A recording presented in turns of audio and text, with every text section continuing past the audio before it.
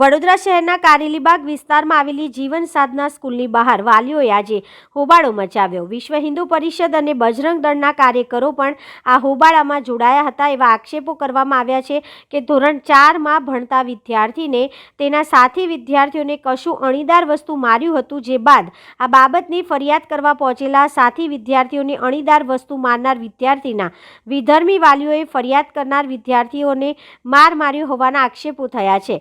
આ બાબતે આજે શાળા બહાર હોબાળો થયો હતો, જે બાદ હોબાળો કરનાર વાલીઓ અને વિશ્વ હિન્દુ પરિષદ બજરંગ દળના કાર્યકર્તાઓ શાળા સત્તાધીશોને રજૂઆત કરવા માટે શાળાના અંદર પ્રવેશ કર્યો હતો। સત્તાધીશો સાથે ઉગ્ર રજૂઆત કરાઈ હતી। મામલો ઉગ્ર બનતા કારેલીબાગ પોલીસને જાણ કરાઈ હતી। પોલીસ ઘટના સ્થળે પહોંચી લોકોને વિખર્યા હતા।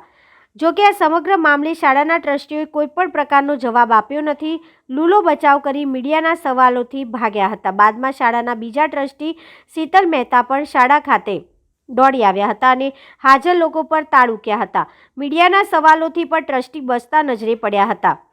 આટલી ગંભીર ઘટના શુક્રવારે બની હોવા છતાં આ બાબતે શાળાના ટ્રસ્ટી શીતલ મહેતા અંજાન હોવાની વાત કરી સવાલોથી ભાગતા જોવા મળતા હતા।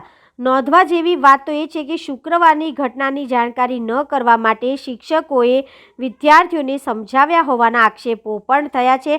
જ્યારે આ સમગ્ર મામલે સોમવાર સુધી ટ્રસ્ટીઓ અંજાન હોવાનો રાગ આલોપી રહ્યા છે।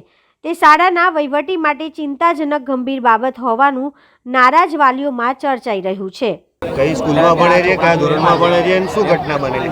મેં જીવન સાધનામાં ભણું, મેં 4થા ધોરણમાં ભણું છું।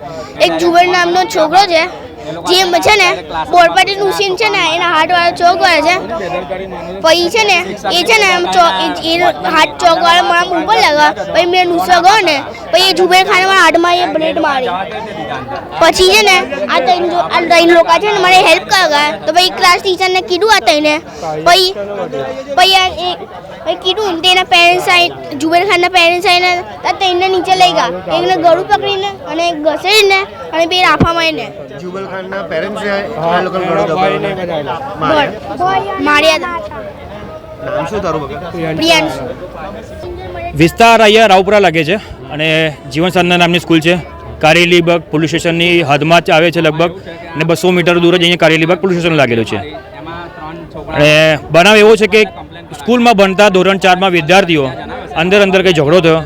ઝઘડાનું સ્વરૂપ થોડું મોટું થયું અને જે વિધર્મીનો છોકરો છે, આપણા હિન્દુ સમાજના છોકરાને કંઈ બ્લેડ માર્યા બાદ જે એના મિત્રો છે, એના મિત્રો પ્રિન્સિપલ પાસે કમ્પ્લેન કરવા ગયા। કમ્પ્લેન કરી ત્યારે પ્રિન્સિપલે જે બ્લેડ મારી છે એ છોકરાના વાલીઓને બોલાવ્યું। વાલી સ્કૂલમાં આવીને ડાયરેક્ટ સ્કૂલમાં ઘૂસીને ક્લાસરૂમમાં ઘૂસીને છોકરાઓને મારે છે। એક છોકરાને ઝાપડ મારે છે, એક છોકરાનું ગળું દબાવે છે, એક છોકરાને સ્કૂલમાંથી ખેંચીને નીચે લઈ જાય છે। શું આ કેટલું યોગ્ય છે? અને એમને કોઈ રાઈટ આપ્યો આટલું બધું કાર્ય કરવાનું?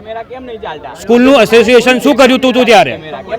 અને આ સરસ્વતીની સ્કૂલ છે, સરસ્વતી અહીંયા પ્રાપ્ત થાય છે, તો આ લોકો વિધર્મી લોકો આવીને અહીંયા ધન ધમાલ શું કરવા કરે છે? અને ક્લાસ ટીચર છોકરાઓને એવું કહે છે કે ભાઈ જે બનાવ બન્યો છે ઘરે જઈને કોઈએ પણ વાત કરવાની નથી। સ્કૂલનું પ્રશાસન એવું કહે છે કે ઘરે જઈને કશું પણ વાત કરવાની નથી। છોકરાઓને દબાવવામાં આવે છે। કારણ શું છે?